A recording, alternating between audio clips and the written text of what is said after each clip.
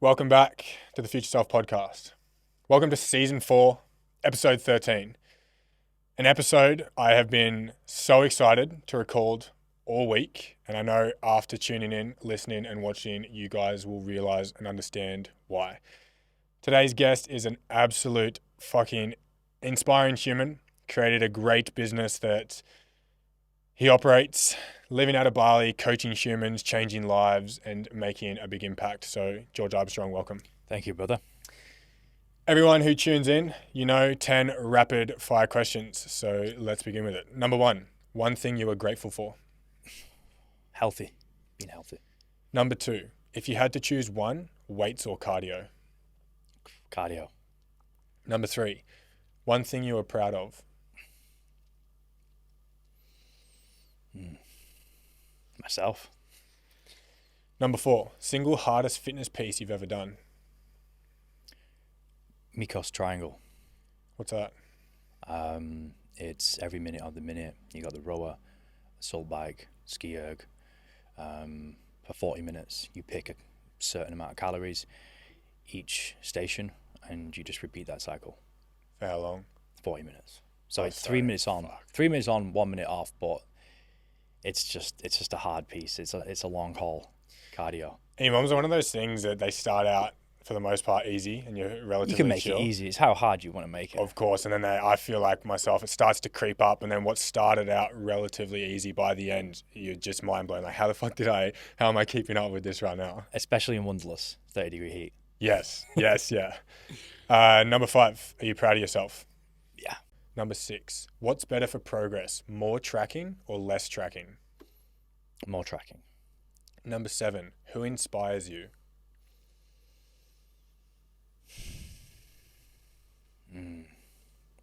Probably family. Number 8, are rest days important, yes or no? Yes. Number 9, is it about the journey or the destination?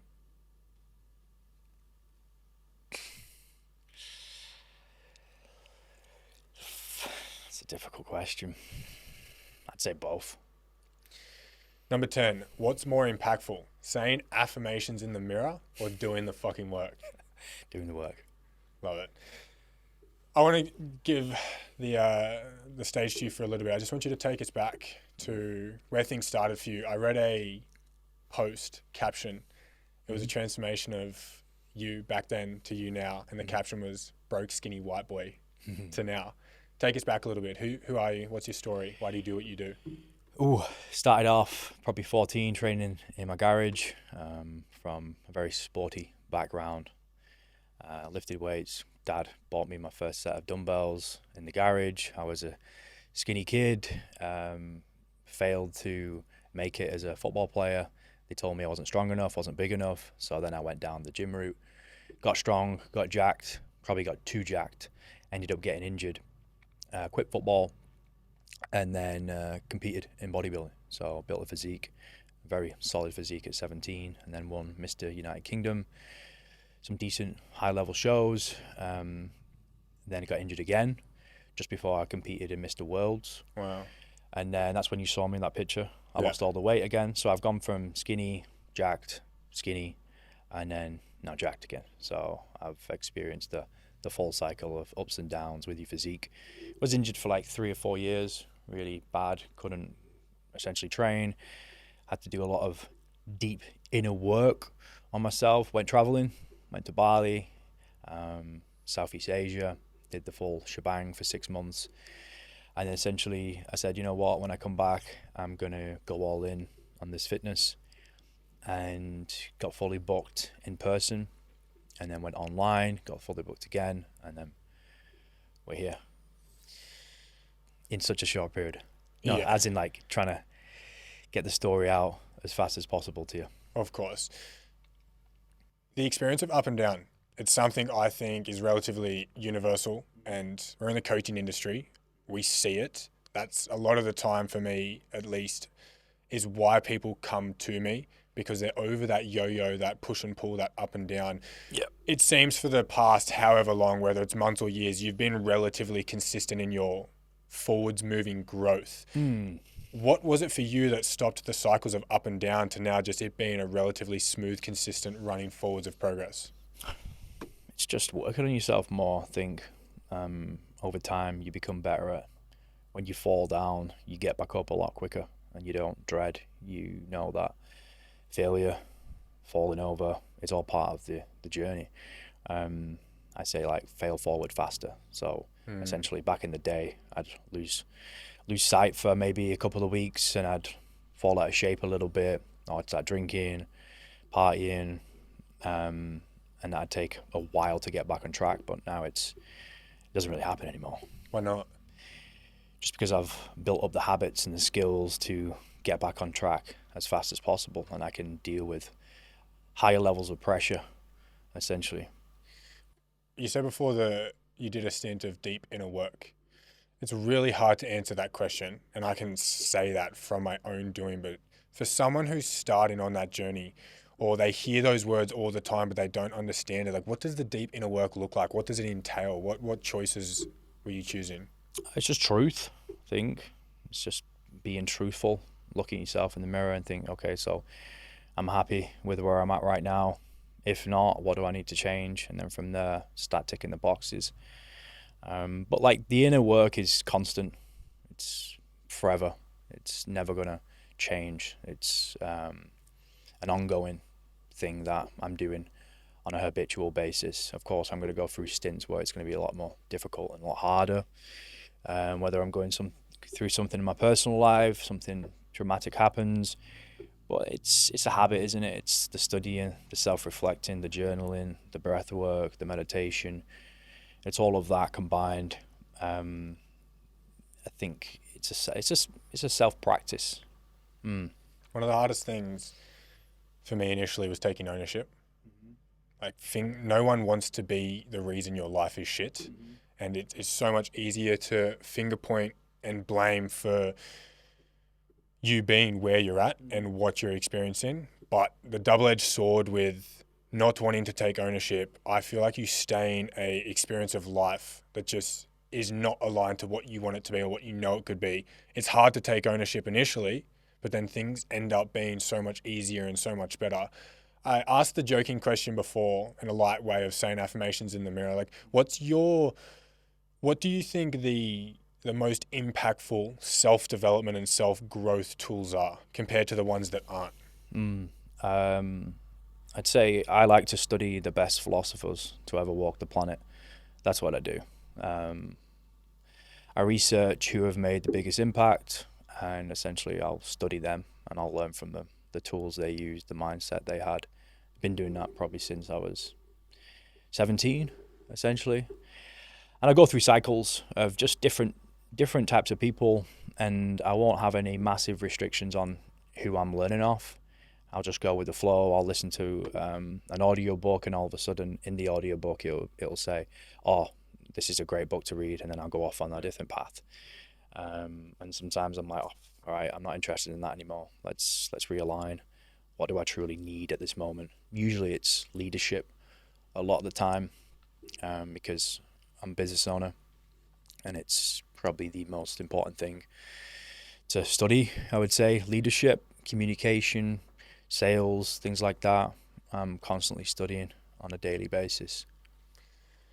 I have been experiencing, maybe over the last 18 months, a very similar route of listening to a lot of podcasting and reading a lot of books. And one thing I've been realizing, which is quite special for me, and I'd love to know if you've had that experience, you do certain things, think certain thoughts, or you have your own systems, and then you read a self-development book that confirms that is an actual system.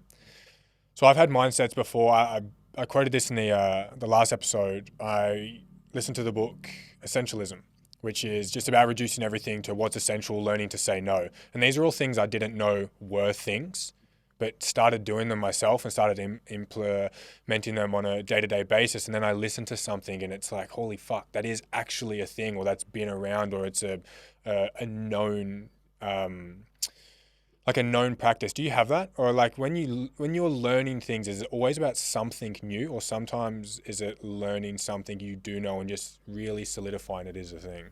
I think a lot of the time it's the one thing, like you've said, that's actually going to move the needle forward, and staying at that, because there's so many distractions and shiny object syndromes that you can just get overwhelmed with looking on social media. Oh, they're doing well at that thing. Let's try that. So restraining yourself from that, the instant gratification, just pulling away and just focusing on what is actually going to move the needle the most and the best bang for your buck. What's the next best chess move is really important. So I do the removal process. Anything at the moment that's distracting me in the way, let's just remove things. People are thinking, let's add things. You know what I'm saying? So like these guys who have got the crazy morning routines, a lot of the time it's overwhelming. You don't need to be doing all that for an hour first thing, potentially anyway. You just wake up, get a coffee and get working. I think people just look and observe and copy what everyone else is doing. I think that's the right thing, to wake up at 4 a.m.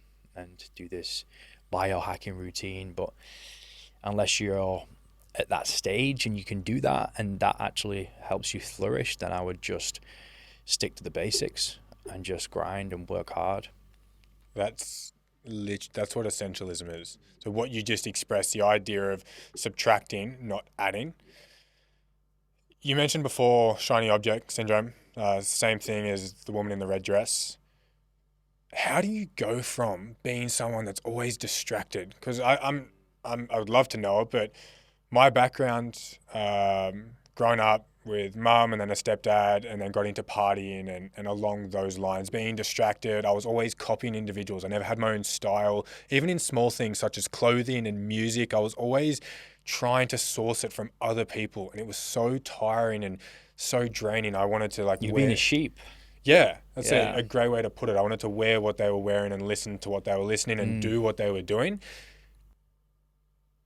And then eventually I slowly realized how exhausting it is to do that. And then I started doing more things that I wanted to do, which was scary as fuck at the start. But the more you do it, the easier it got. And then now for me to say no, or 100 people are doing A, I'm happy to go and be the only person doing B. What's your advice for someone who is distracted by shiny objects or the woman in the red dress, always looking out and doing things that they shouldn't be doing? Yeah. I think I've picked up on this when I was younger. There's so many different things you can get distracted by. I think a lot of guys are on the dating apps trying to hook up, the one night stands. I think that's just a waste of time. I don't see the point in it. I think it's what losers do. I think you're just chasing a high. People distract themselves with that. They're trying to go on all these different dates when really they should be in the room, hustling, working on the craft, developing a new skill. Essentially, another one, drugs, alcohol. I've been there myself, and all these things I've done myself. That's why I only talk about things I've actually done. So I've done these things. I've done the drugs, the partying, and also you can get distracted on buying things. Essentially, when I was younger, I had many friends who were very successful, Rolls Royces, Lamborghinis, really successful at a very young age, and I could easily compare myself to them. But I wasn't at their chapter. I was way behind. And I had to reflect and just say, you know what? I'm where I'm at right now because of me. I didn't choose to go down that path. I was away traveling. I was working on myself. I experienced a different type of upbringing, and I failed a business, and I had to restrain myself from comparing myself to others. And what I did was, when I actually started to make some money, I said, you know what, these guys have got these cars, I'm going to just keep to my shit car, because it doesn't mean I'm anything less or they're better than me. I'm just going to spend my money wisely and invest back into myself, in mentors, into coaches, into my business. And I would drive around in a car, really, that I could have easily afford a very nice car, but I did it on purpose because I wanted to flex. I wanted to get sucked into that realm of materialism, when essentially I love nice things, nice clothes, nice cars, watches, nice villa. I like that, but I knew if I needed to really not get distracted and get sucked in, I needed to pull back and restrain myself from it. So I've done these types of things where I've not bought something on purpose because I know really it's not actually going to make me feel good. It's just a flex. And I still do that continually, all the time. I just think guys will go broke because they're trying to rent a car or a house and they don't live below the means, and they just screw themselves over, when essentially if you play the long game, you invest in your health, your fitness, your body, your mindset, your business, put everything back in. You play the long game, and what's happened with me, I took over all them guys. They were the type of guys who said, oh, you're still doing this fitness thing, and said, when are you going to get a real job? Even family members have said that, and now they've woken up to think, oh, he was actually doing the right thing. Do you hold hostility to those individuals, having not been there through that growth process or pushing friction against you, doing what you felt was right? Like, what's your relationship with them now? I just send them love. All the people that have said things, I send them love. I've got to accept it. Like, it's a blessing that they've said those things, because I'm the type of individual who says, if someone says you can't do something to me, I'll just work even harder. So it's a blessing. It sets the flame alight and gives me more motivation. Of course, sometimes it's not good energy, but I don't really thrive off fairy tales and all this crap. I'm more of a bit of a hardcore. And even, I said it the other day, someone said, oh, so you thrive off negative energy. Essentially, it's not negative to me because it actually motivates me. I see it as something positive. If I'm training a client, or I'm working with someone, I'm trying to motivate them, I'm going to use different tools and different tactics, depending on whether it's a woman or it's a guy who's been in the military. It's a completely different approach. Or whether it's my friend or family member, I have to figure out who they are and use specific words and tools to get the best out of them. So for me, I use negative energy as a power. Do you think that running off negative energy for too long would have a long-term detriment? Yeah, I've thought about this for a while, and I'll go through phases of just laughing about it and smiling about it, but then when something will trigger me, and when it triggers me, I'm like, okay, sweet, or something will happen in my life. I'll go through a stint of 6 months, I'm more relaxed, I'm more centered, and all of a sudden something bad will happen, and I'm hyped up again, and I'm going even harder. It is such an interesting concept, because I love how you said it's negatively viewed amongst other people, but not you. You use it for something good.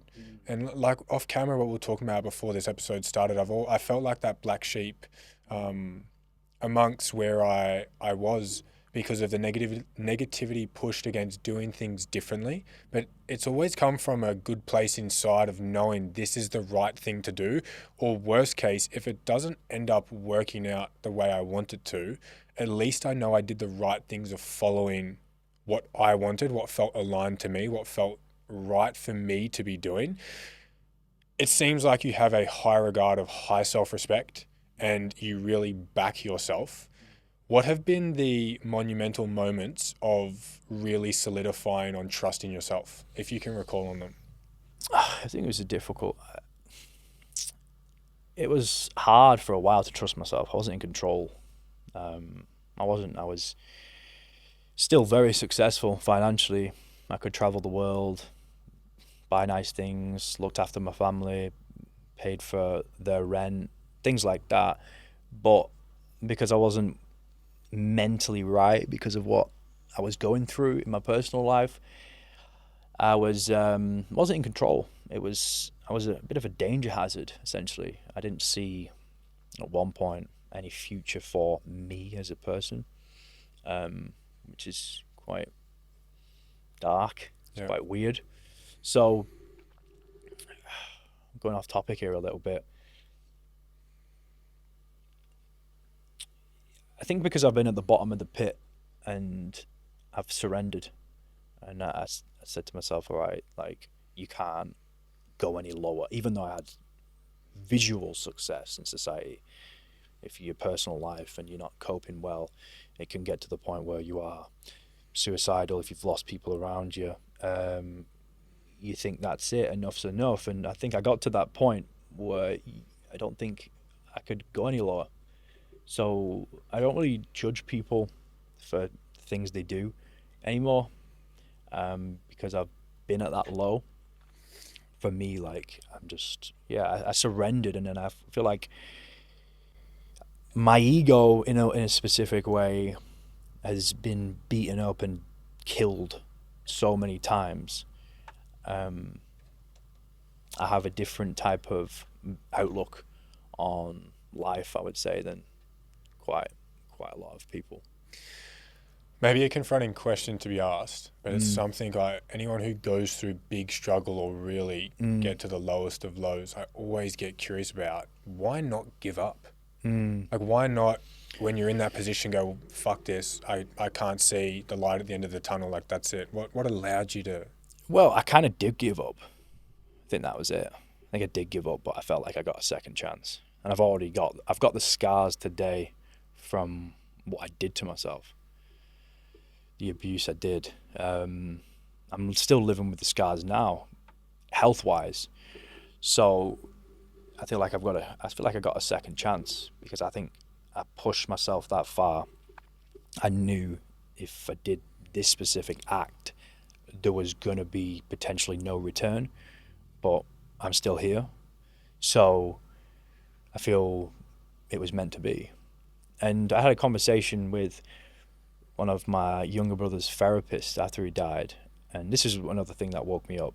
I said, just help me out, like, give me something that's going to inspire me to keep going. And she said, well, I'll tell you, I had a guy who died, and then his brother killed himself like a month later, and it just sank in. I thought, wow, I can't do that to my family, I can't do that to my mom. And then a few things have happened from then that actually made me realize and shook me up a little bit. I felt like I was very selfish, and it's a difficult act, isn't it? Suicide. To think, is it a selfish act? And I've pondered on it for many hours, days, potentially. But I think because I got to that point and I kind of did something that pushed that boundary, now I'm still here. I see it as a blessing, you know what I mean? Wow. Yeah. And even with the mindset I've got and how strong I am, something grabs hold of you, it'll bring down the strongest people. Fuck, man, you just gave me goosebumps from my fucking head completely below. I don't know how comfortable you are to talk about that topic. No, I'm very comfortable. I always talk about it because it helps me. Well, I feel like I'm thinking of so many of my listeners, regular listeners that have been in that position or are in that position now. How do you, I'm not trying to put onto you like methods honestly. And steps, right? But how did you pull yourself out of that? You said you took a course of action that you still have the scars for now. If you're wanting to share that, go for it. But how do you then resurrect or move forwards from a second chance like that? Well, for me, it's fitness.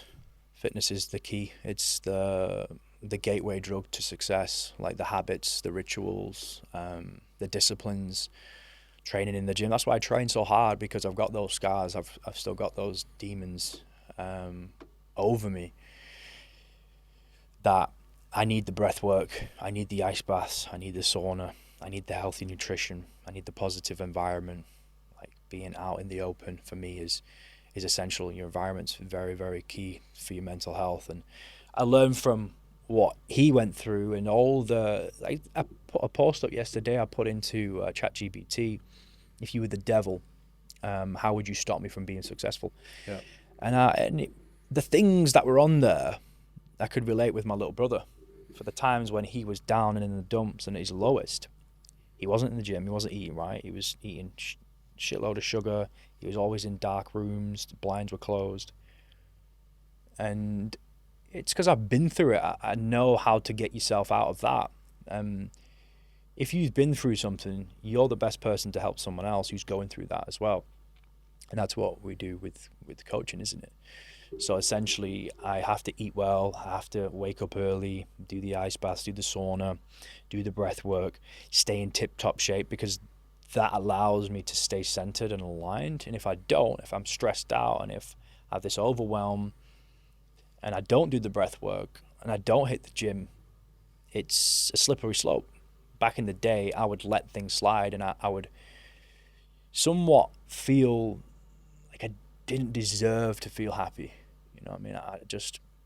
I hated myself, and I would let it continue. I would let myself go down a dark path because I didn't think I was worthy of it. The happiness, because I was never happy, because I was always having this dread of worry for 10 years or so of suicide, of death. And it was just a habit, a pattern, that removing myself out of that pattern took many years to get out of it. It was ingrained, the grooves were so deep. I would do well, I'd slip back in. They were so deep compared to the good grooves. The dark path was so low. It's just easy to go down. It's like if you're on a trail, you always go down the deepest path. It's easier because you'll just slip into it. So I see it as that. So the fitness is the gateway drug to success, and that's what I teach the guys and the team. The healthy food, the good nutrition, breath work, getting out in the open, fresh air, sunlight, all this is the key. We all know this. We all know what is going to help us stay on track. What's your opinion and thoughts of yourself now in self-reflection? I'm proud of myself. Yeah, I'm really proud of myself. I don't need anyone to tell me that I'm doing well. I don't need it. It doesn't make me feel good. Like, of course, it's nice when people are like, oh, I've seen you help these, or even clients like, I appreciate George. They tell me this amazing story of what they've been through, this huge journey, this weight loss, this mental transformation. But for me, it's just looking at myself in the mirror and waking up in the morning, just thinking, yeah, you know what, you're a good guy. You're helping a lot of people. That's it. That's what makes me feel good. I don't need anyone's validation at all. If not, I don't like it. If someone gives me a compliment, I'm like, sweet, cheers, thank you. It's not internal, is it? Like, you got these guys who are an amazing specimen, good looking, handsome, but they've been born with that a lot of the time. That's not essentially going to make them feel good. It's just, you're scratching on the surface there. We need to go deeper. So we spoke, I mentioned about why I do the podcast and why I like it. Learning people's stories, relating to it, connecting to it. The last 3 years of my life, I've seen more achievement than any other period in my life, condensed in that period of time, because that's where I've put in the most work, made the most choices, walked through the best path for myself. And I agree wholeheartedly on, I don't like hearing I'm proud from other people. And in a non-negative way, it feels a weird sense of hollow. When someone says I'm proud of you, it is this very weird feeling, not rejection inside where it's like, oh, whatever. It just doesn't hit. And I actually don't know what that is. I don't know if that stemmed from my biggest role model not being here and other people's words not holding as much value. But hearing I'm proud of you, whether it's in my coaching or, when I made investments for myself or big achievements, it doesn't hit from anyone. In a weird sense, like I operated for so long out of self-hatred too. So hearing I'm proud of you from someone meant nothing to me, but I also was never proud of myself. I've always had this feeling of expectation. There's sometimes when I see couples post on Instagram, they just bought a house together. It makes me so happy for them, and I wish I could do that. But I'm just that type of individual where for some reason I can't. Like when I bought my first property really young, I didn't post about it or share about it.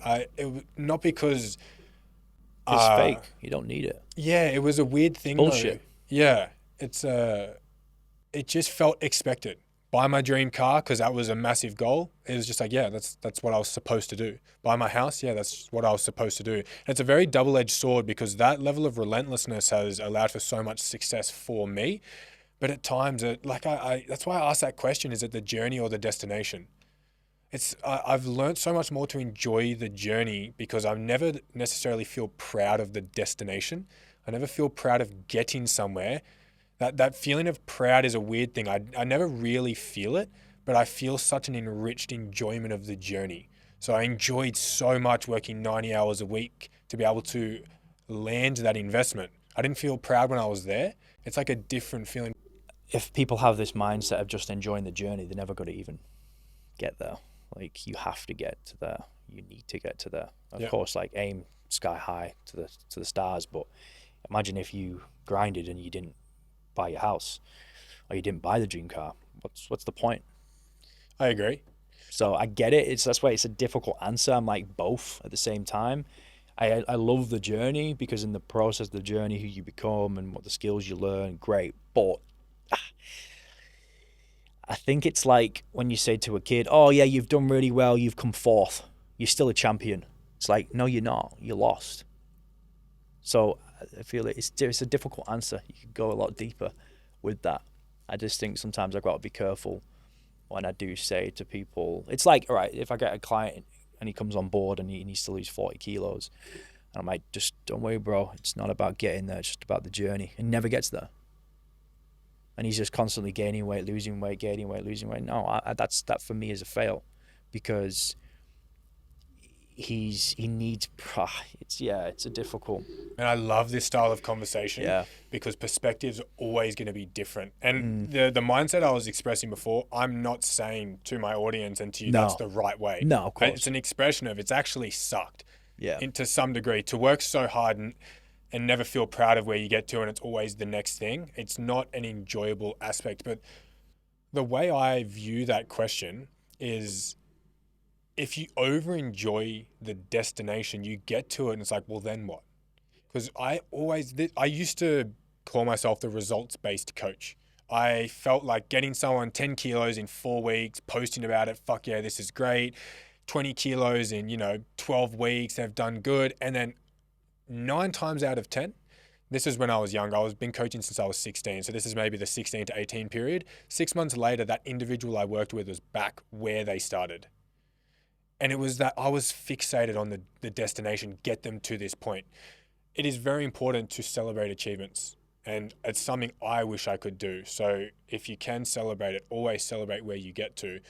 But it's that thought process of, I agree now with like what you say, both are important. Because if you lose 40 kilos, it's like, well, then what? If all you're caring about is getting to there, like what do you do after? Winning is relentless, isn't it? It's you're chasing the next high. You're addicted to winning. And it's like a football team. Like, imagine if they were just on the journey and they weren't winning championships. You know what I mean? You're in the Premier League and you were just cruising. You never actually achieved anything. You were a great team and you just never won. Winning is so important, I think. And you've won the car, you've won the house. It's just when you've won something, what's the next high? What's the next chase? Let's set bigger goals, bigger challenges. I think I become complacent. I've got everything I need, really. Do you know what I mean? Of where my business at, the level of success. And that's why, I try and make sure that the guys understand the journey, but you need to win. You need to. I think sometimes you can be a little bit soft with people. It's all good, man. You've learned a lot. You didn't actually quite get there. I'm not one of those guys. I'm like, even if you got to that result and then they fell off track, that's not the end destination. We go again and we get back on, and we learn from the mistakes. Yeah.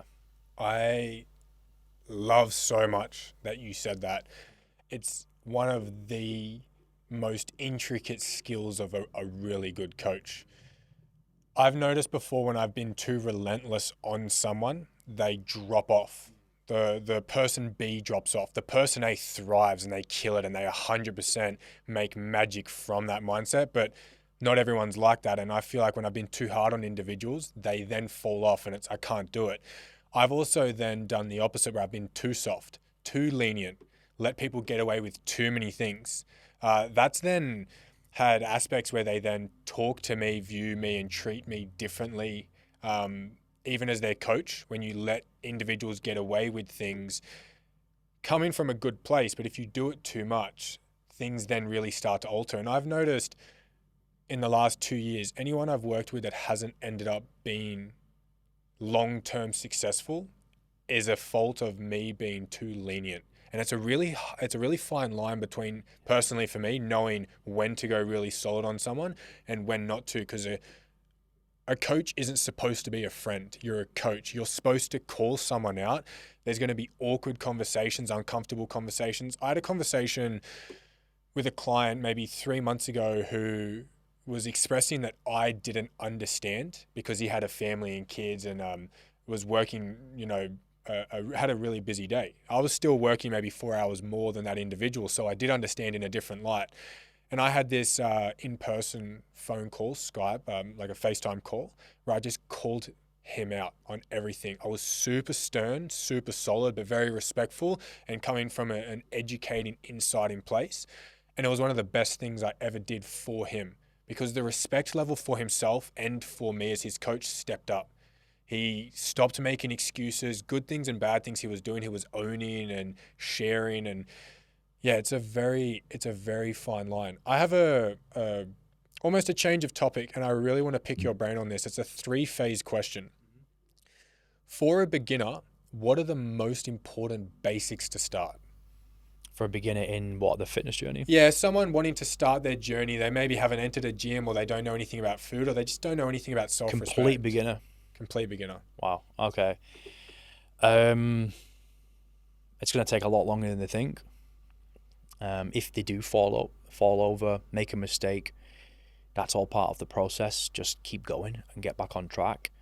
I think most of these guys, they don't understand that the failure aspect of the thing is completely normal. I've failed 1,000 times, but I don't really see it as fail. I just see it as a learning process, and I just shake it off and go again. Try and not judge myself as much. I definitely wouldn't compare your journey to anyone else's. Of course, it's all good. Oh, I want to look like this guy, but you don't know how hard he's had to work. You don't know how many years he's been in the gym and how dedicated he is. I think you just need to take it a step at a time. I think start with the basics. Essentially, don't try and overdo it and come on a program and try and do it 7 days a week or anything like that, or try and follow a strict diet. Just make some healthier choices. Just get the cogs moving, and progressively you'll start to feel better, and you'll start to see the changes where after you've seen some changes, you'll be bought into why we do what we do, why we feel so much better when we eat healthier foods and good whole nutritious quality produce. And try and get a gym buddy, try and change the environment, train with someone who is on a similar journey to you, and make a commitment together. I think it's easy to commit with a training partner. Right, we're going to show up at the gym at this time, because if you're late one day, the other person's waiting and they're like, come on, we need to do this together. I think that's very good. A community aspect. Maybe do some classes, jump into some classes, because again, it's a different type of environment. You're not just in the gym on your own. It can be boring sometimes. Go with friends, go to a gym with classes. That's definitely a good thing to do. Yeah. 2 points just before I ask you phase 2 of that question. Enjoyment is super important. I agree with that point, especially initially. Yeah, I think initially it's really important. Long term, you shouldn't be basing things off enjoyment. It's like basing it off motivation, but trying to have fun. I agree, even if it's just some form of activity, throwing a footy or a ball with a mate, doing, some runs at the beach, running around with a dog, like doing those small things. I also love the point of don't compare. The comparison aspect is super interesting. And Mike Tyson, for example, people maybe once compared to him, I want to be him, his success, his fame. But now when you hear him speak about his past self, he expresses younger Mike Tyson was insecure, very scared. And it's like, you can compare to wanting that, but you also have to have this that comes along with it. It's like Tiger Woods. Everyone wants to have that, people might want to have his skill level or his money or his fame, but you also have to have the aspect of he's not a good individual in a relationship. He was doing illegal things. He was getting in trouble. So if you're going to compare to someone, you have to see the whole picture, not just the positives. People might compare to us or me, living in Bali, coaching, doing all these things and traveling. It's like, but yeah, you've also got to bring along not feeling proud, pushing through these demons, doing all these things. So I think I agree, don't compare, but if you're going to compare to the full picture, not just the high aspects of it. Phase 2, for someone who is seemingly doing the right things, but not seeing much change, what's your advice for that?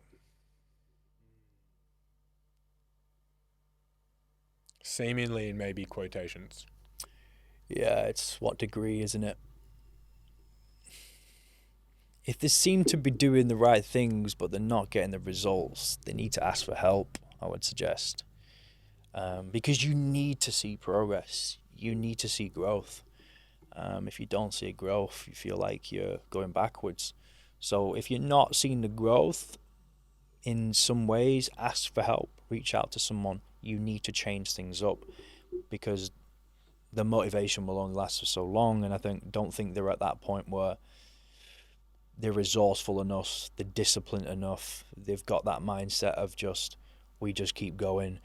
That I would definitely ask for help. Like for me, I've worked with a lot of mentors that it's propelled me forward at light speed. I'm way ahead of so many other people because I dropped the pride, I dropped the ego, I asked for help. And because I did that at such a young age, it's worked tenfold with me. And now people in the industry follow what I do and work with the coaches that I've worked with thinking they're going to get the result. They're not going to get the result that I've got, but at least they're going to try or do somewhat similar.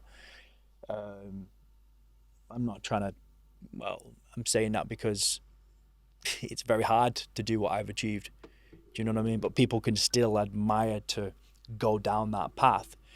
But I'm always looking for new coaches, as in like mentors, always looking for different people. I've worked with a guy just recently and that ended and I've learnt a lot, and now I nearly saw a guy who's in Bali at the moment who I've been following. He's in the same gym, a lot older, very successful. And I saw him here the other day and I was like, you know what, I'll message him. And I messaged him. So it's, if you're struggling, you're not seeing results, you need to make a change immediately. Drop the pride, drop the ego. I look at people in the gym and they're massive, overweight, and I'm like, dude, you've been in the gym for like a year and you've not changed. Like, what are you doing? Like, why don't you actually invest? I can't stand the idea of these people flashing, walking around in all this designer clobber and clothes when you'd look 10 times better in a white t-shirt if you were fit and healthy and in shape. And then also I see the guys driving around in a nice Mercedes. Why have you got a Mercedes, bro? You should look after your body first, and you won't need to drive the Mercedes. And then they complain about signing up to a program which is a couple of grand, but then they've bought a 60 grand car. I call these people out. It's so bad. If you get on a call with me and I start asking you questions, they won't like it, mate. But I'm not there to be liked. Like, again, I'm not there to be their friend. And people, they look at the type of content I do a lot of the time, and it's very full on. It's like I say things that are unfiltered, that I'm not meant to please you, bro. I want to help you. And that's going to come at a price. You don't respect people who are snowflake coaches. You respect people like myself who tell it how it is. And you think, oh, shit, that hurts. What am I going to do? They go one way or the other. They go, oh, you know what? He is right. Or they go, oh, you know what? Fuck George. He's a prick. No, I'm not a prick, mate. I just have your best interests at heart. That family members around you, friends, colleagues, don't actually want the best for you. Sorry, I went off on a bit of a tangent then. No, love it. Anti-echo chamber. Yeah. That's what I feel like. Yeah. A great coach is an anti-echo chamber. Yeah. It's interesting. I looked at your Instagram and fucking loved it. But that's, I guess, the inner work I've done to thrive off what you're posting. Because things at face value are very important to me. I'll have conversations with my mum where we'll talk about hypotheticals, and I'll always just, but before she's even done expressing it, call it out and be like, I don't have the brain power for a hypothetical. Like, let's just talk what it actually is. Truths. Yeah, truths, honesties, and straight ups. Yeah. That is super, super important. My way to recap for that intermediate would be learn to be real with yourself. And more times than not, that comes from working with someone because they're making cues and calls without the emotional filter or lens that you're seen through. I picked up a few recent individuals who have been going to the gym for 2 or 3 years and stayed the exact same. And I just made certain calls. You don't fucking lift heavy. You don't track properly. You don't stay consistent. You don't do this. You don't do that. Being real with yourself is, I think, where that progress comes from, because results don't lie, right? If you're doing the right things, the returns will come. The speed of it, I guess, is where the skill of being a good coach comes in, knowing maybe the right thing to program or that's a little bit better, but being real with yourself is super important. Phase 3. What are some of the 1%ers for the advanced individuals they could implement to make a difference? 1% is sleep. Improve on the sleep. I think that's like the sleep. Your sleep is the best pre-workout. You won't need caffeine. You won't need all these high stim energy drinks. Just get your sleep dialed in, and it'll make a tremendous improvement. Like, I was someone who just didn't prioritize sleep, building my business, and it had a knock-on effect on my health. But now I really try and prioritize sleep. So I think sleep is overlooked. Really try and focus on that. Also, another good one is breath work. I think breath work has been life-changing for me. It's just 15, 20 minutes and it'll change your state. It'll probably change your state, I think, like no other thing in such a short period of time. It's just boom, wow, I'm out of a negative mindset straight away. I just like, wow, that's amazing. So if you feel yourself getting overwhelmed, if you feel yourself having to have a difficult conversation with someone, pull yourself out of it for 20 minutes, take a break, do some breath work, come back, and you'll have a completely different perspective. Also, journaling, writing down your thoughts is good. And all these things are great, but if you're not at this point in your journey, then maybe just start with like breath work. Just the simplest thing. Just, you don't have to jump in the ice bath. You don't have to do the sauna. And just start with maybe training, eating healthy, and breath work. But you did say advanced, so let's recap. Supplements, getting your blood work done. I get my blood work done every quarter. If you really want to be advanced, learn what your body actually needs. I spent a lot of money last month on getting my blood work done in Bali. It cost nearly two grand Oz just to get my blood work done. But I know how important it is. Yes. I've got the money to do it. If you're someone else, try and get your blood work done in Bali.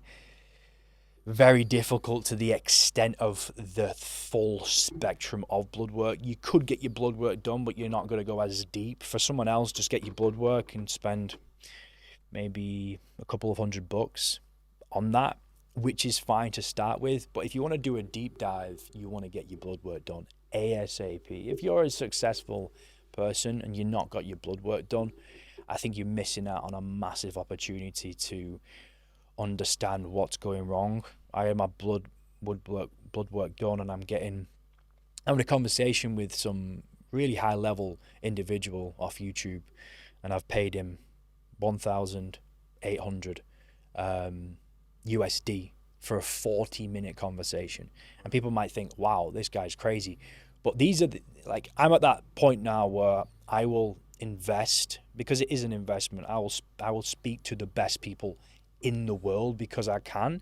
I wasn't at that point last time. I would have to get my blood work done and then research and then understand my profile of testosterone, lipids, and all these things. Yeah, it's a complete no-brainer. If you somewhat have the cash, even if you don't, save up and invest in blood work, because that's probably the best bang for your buck, I would say. Yeah. What's your opinion on things such as 8 sleep, eye mask, mouth taping, nose taping? Yeah, I got into nose taping actually because I've got my Whoop on, and I have weird sleep. Like some days it's 10 minutes of deep and REM sleep, max 10 minutes combined. Like I'm like, what the hell did I even go to sleep? I wake up and I'm like, what's going on? But I think high levels of stress and potential worry about things can definitely affect. But yeah, I started to use the nose piece.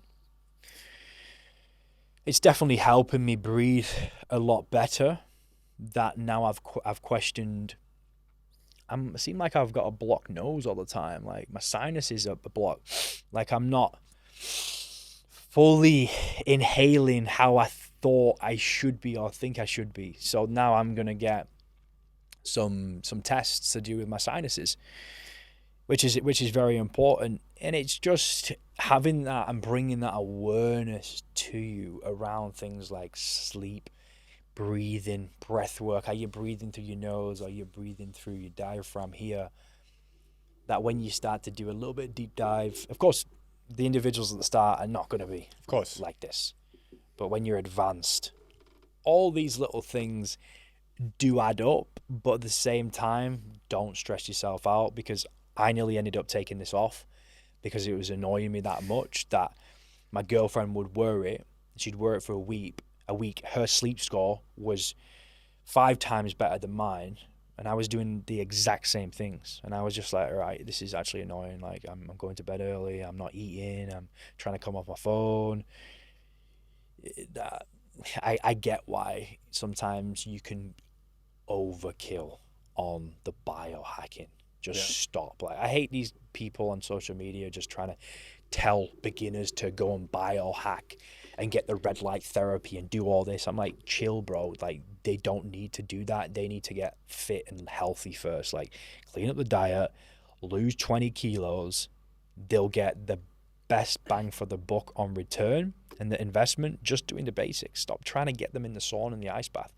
He's freaking 120 kilos. It doesn't look right. He's got too much insulation, bro.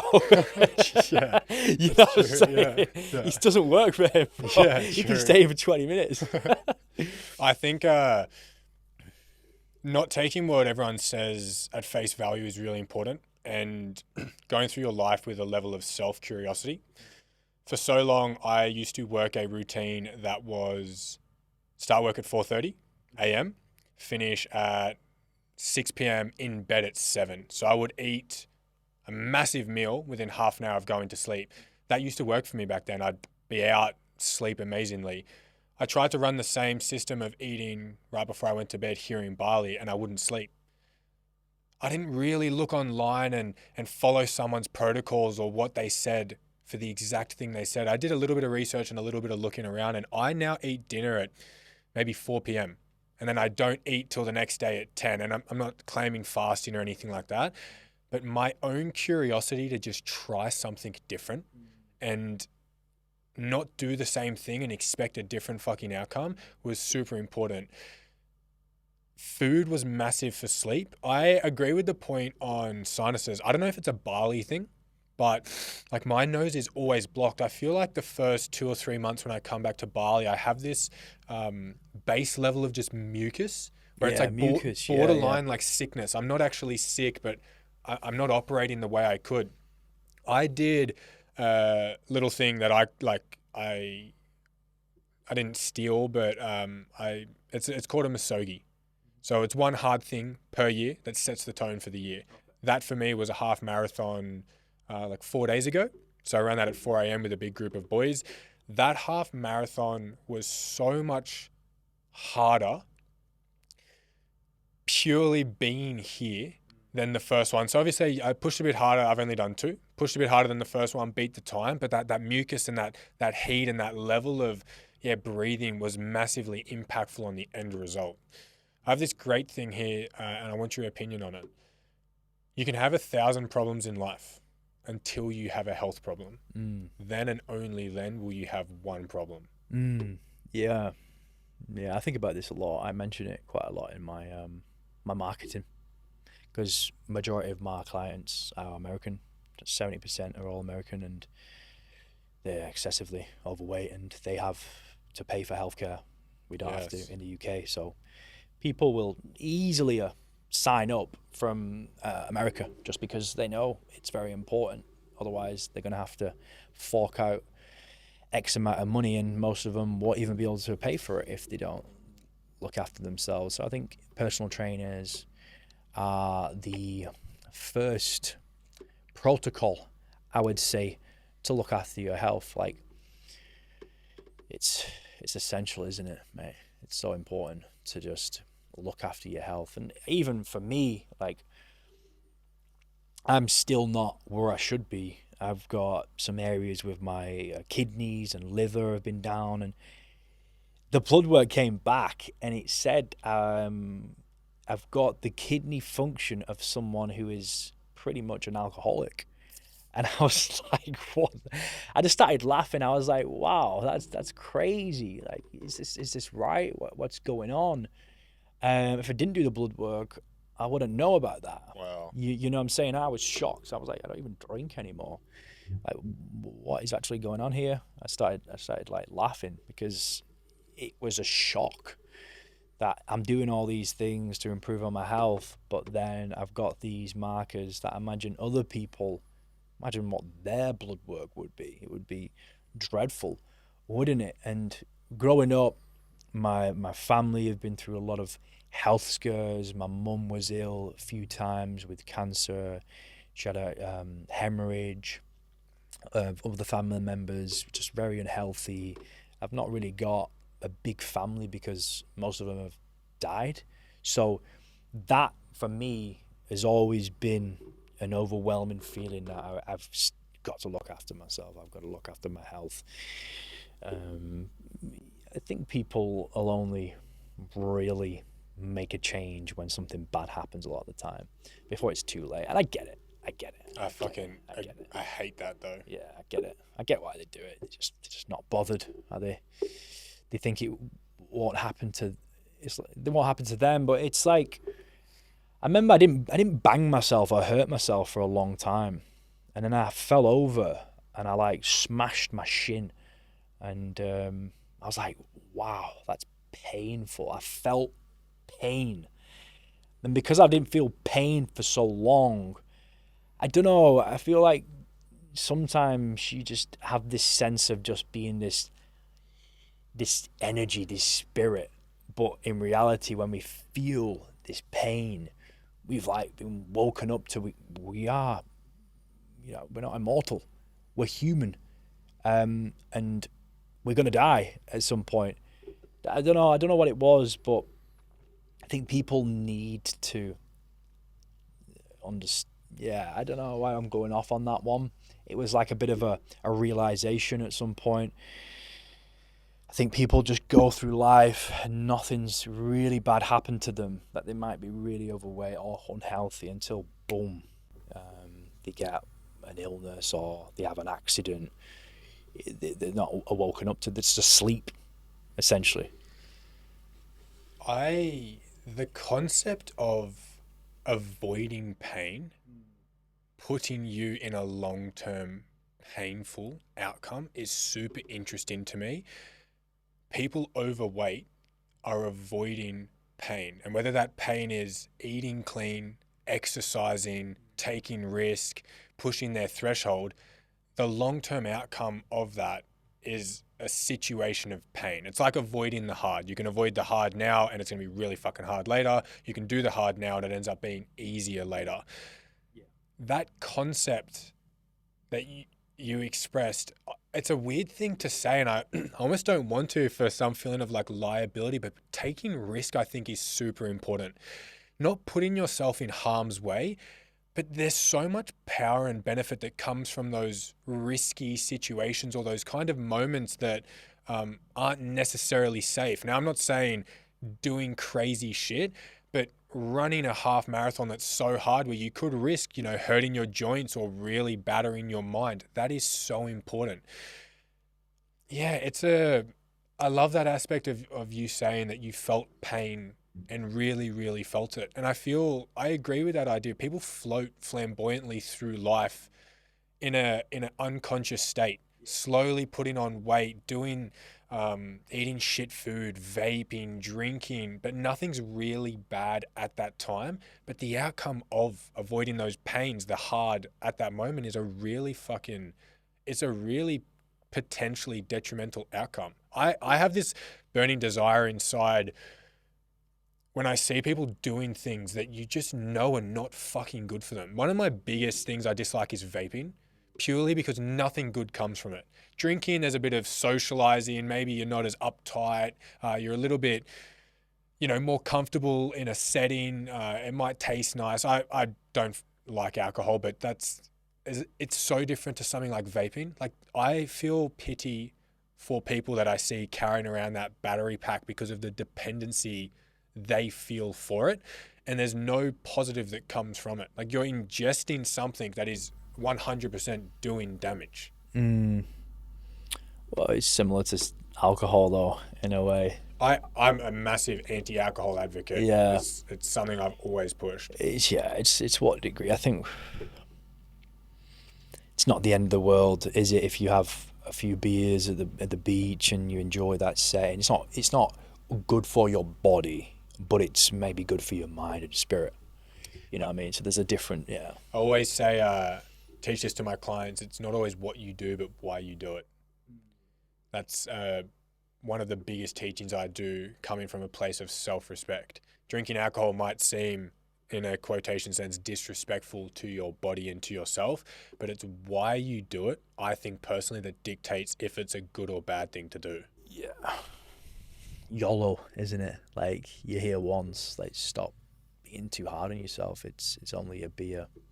I think as a coach, you can easily get into that mindset of no drink, no junk food. I don't really, you said before, like, who do I look up to? It's difficult to look up to a lot of people in the industry because they're so far gone where they won't eat any junk food, any processed crap. They won't have a beer, they won't have a burger, pizza. That's just not inspiring to me. I think more of a 360 approach of enjoy yourself. Like, yeah, maybe they are enjoying themselves, and maybe they don't need to have the pizza, the burger. They've convinced themselves they don't need it, they don't want it. But I think if you want a fruitful life, you got to enjoy these things because they do taste good. It is cool sitting having a drink with lads, having a beer and getting a little bit tipsy. Yeah, it fills you up. It fills that cup up, doesn't it, potentially? So, the question, having beers with mates, why would you do that? I think it's fun. So it's not what you do, it's why you do it. If you're having a beer because the day at work was stressful, that's where I think it's not okay. If you're having a beer because you hate your life and you're escaping it, that's where I don't think it's okay. But at the same time, should we need to have the beer? Could we not just sit there? For example, if I go to the beach, 99% of the time, I'm not going to have the beer. But then I'm not going to judge myself if I do want the beer. But should we have to have or need the beer? No. I agree, and that's why I'm at that point again. It's not what you do, it's why you're doing it. So if you feel that need to have it because today was a shit day, that is so different from, I've had actually a really good day, I'm going to have a beer with a mate and watch the sunset. So I feel, it's a perspective I think is important from my eyes of why you're doing things. Because you could easily validate, right? Yeah. Having a beer, having a burger, having this, having that, because 90% of your life, or 80%, whatever statistic you balance it at, you're showing up for yourself in so many ways. You're leading with self-respect. Having a burger might be leading with self-respect for you because it's creating balance. You get these people who smoke, drink, live to 90. And then you get another individual who has a heart attack at 50, who's lived this disciplined life of fitness and health and not eating anything that isn't poisoning his body or had any drinks. One of my friends is she's not drank all her life, not smoked. She's got cancer. She's in her 50s. And I'm like, wow. But there's people who are in the 80s, 90s who have lived a completely different lifestyle, maybe having a drink on the beach with the boys or doing those types of things. Maybe you look back and think, maybe I should have done that. Yeah, it's an interesting topic, isn't it? It is. And I'm quoting something I said from last episode because it relates here. The great tragedy of life is it only makes sense in reverse, but it has to be lived forwards. I just try and lead my choices based on how I would feel if there was an outcome from it. It's not always stressing about the future, but as long as it's aligned to me and it feels right with my values, then no matter what the choice is, whether it on paper looks good or looks bad, I'll always know it was the right thing.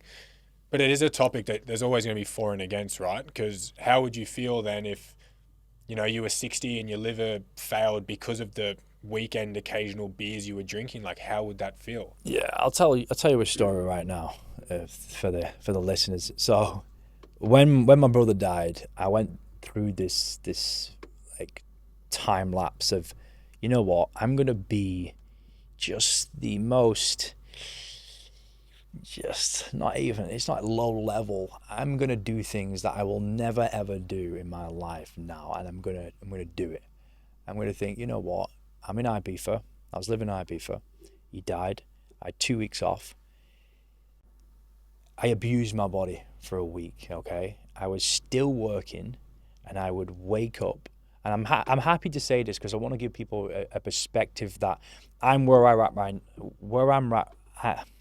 am at right now, and people will look and like, he's got a great lifestyle. He lives in Bali. He can travel the world. He can fly first class. He can buy fancy cars. He can buy a lot of ridiculously expensive things. But looking back then, I woke up pretty much every single day and I would sniff cocaine. I would do it because it was like, it's kind of like I wanted to do it to myself because I wanted to feel low. You know what I mean? The low levels of what you could actually get to when something traumatic happens. And I wasn't judging myself because I was taking myself through this like mental journey of, it was like abuse and pain, but it was for my own enlightenment, like coming out. I knew I was going to come out of it at one point after like 2 weeks, but I kind of lived this different life to give myself a different perspective, and for me to come out of it and to look, you know what, I see all these people here and they do what they do, but you know, I did that because I wanted to experience it, and I knew I was never going to experience it again because I knew my brother would never judge me, and I wasn't judging myself because of the pain I was going through. I was like, you know what, fuck it, I'm this fitness guy, super successful, I'm going to do this thing because, you know what, maybe I wanted to. Maybe I just wanted to say, fuck it. I'm going to do this thing now, and I'm not going to look back and think you're a piece of shit or anything like that. You're actually going to laugh and go, wow, you were jumping on meetings on coke, and now look at how successful you got. Look at this business you've got. You've got 40 employees making millions. That's you, and you've done that. So I'm telling you that story because I want people to get motivated and inspired. It's inspired. Motivation's bullshit. It's inspired because that comes from within. I want them to get inspired to look at someone like me and where I'm at, and to just think, oh wow, I've done some stupid things. I've made some bad decisions. I've said all these things. I've made mistakes. It doesn't matter. It doesn't define you. Your past doesn't define you. So I like to talk about some of my secrets, and I've got many stories of what I've done, but I like to do it on camera, and I like to even talk to my team about it because it's relatable in some way. It's relatable. I'm not squeaky clean. I'm not perfect, and you're not perfect. So stop beating yourself up. Yeah. Yeah, you're not defined by your past. You're defined by what you choose. and you can choose anything and change at any point in time. I personally think some of the best coaches are the ones that have gone through the most shit. I always ask a question, is trauma a progressor or a regressor? I think it's one of the biggest progressors. One of my biggest tools as a coach is purely just relatability. It's being able to relate to how a client feels, their lowest of lows, drinking all the time, taking drugs, partying, having no ambition, doing all these things.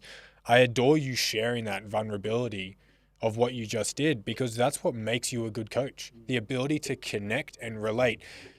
Yeah, any of the coaches that preach being perfect and guilt trip individuals that they've been perfect their whole life, it's almost a fuck you to them, because it's probably not true, but also it doesn't make you a better coach than someone who's gone through all the shit that can teach from that point. I would no doubt teach from places of knowing what it's like not to like yourself, to self-sabotage, to do all these things. It's what I do too. My mum in the past... It's your superpower. Yeah, relatability is a superpower. I've had conversations with my mum in the past where she's thrown back on me, take some of your own advice. Yeah. And I said back to her, Mum, some of the advice I give is because I know how fucking shit it feels not to follow what I just said. I don't always give advice because it's what I do. Some of the advice I give is because I know how it feels not to do it. I don't tell everyone, or I don't push for people to reduce their alcohol consumption just because I do it. I know how shit it feels to be throwing up, hugging a toilet bowl at 4 a.m, feeling like a piece of shit the next day, having no ambition, no direction. That's why I do that. I love you sharing that. It's a great point. I think this is a really important thing, especially to ask you, what do you think the responsibility is for a coach and their role and a client and their role in a progressive journey? So the roles of a coach and a client. Yeah, well, we said it before. You can't be their friend. You can't be their friend. You're there to hold them accountable, and you're there to tell them the hard truths about them understanding themselves a lot more. And if you see something that needs to be worked on, or you need to bring something up, just tell them how it is, and you need to tell them exactly what they need to hear, not what they want to hear. It's pretty much as simple as that. Yep. It's not overcomplicated. You just need to tell them what they need to hear, not what they want to hear. And you're going to have a lot of difficult conversations as a coach that you need to be comfortable with that. And if you can do that and you truly care about them and you care about helping people, you're going to win. You don't even have to have the most knowledge on nutrition or training. And those are not actually the best coaches that get the best results. I'm someone who gets good results because I want to help people and understand people. So yeah, I'd say also it's being there for them as well at their darkest days. You know what I mean? And not even giving them advice sometimes, just listening to them. I think that's also a good thing. As a client, I would try and show your vulnerabilities and open up to them as best you can, and tell them actually the reasoning to why they want to do this, not, oh, I just want to get a six-pack. That's just BS. It's, okay, why do you want to get fit? Oh, well, because my dad's overweight and he's now dealing with health issues, and I was bullied when I was a child, and I've always been overweight, and I want to feel a sense of, I want to be proud of myself. You know what I mean? I want to be confident. I want to walk and talk and act differently. Those are the types of real things that you want to express to your coach. And I would just be open to new training methods, new diet methods, and just be a student. Just absorb all that information and ask good questions to why I'm doing this thing right now. Maybe. Into that camera there. Yeah. What is one piece of advice or a question or a thought you want my audience to have, ask, or think more often? I'd probably say relate it back to the truths. Just ask yourself those honest questions about, are you happy right now in the position you are in? And if you're not, what are you actually going to do about it? Stop waiting. Time waits for no man. Put in the work, and just make a start. Stop feeling sorry for yourself. Stop being a victim. Yeah. That is episode 13. If you guys enjoyed the episode, please follow along, subscribe to the channel, like the episode. I will tag your socials down below. George Armstrong, thank you for the episode. Thank you, bro. Fuck yeah. Appreciate that, man.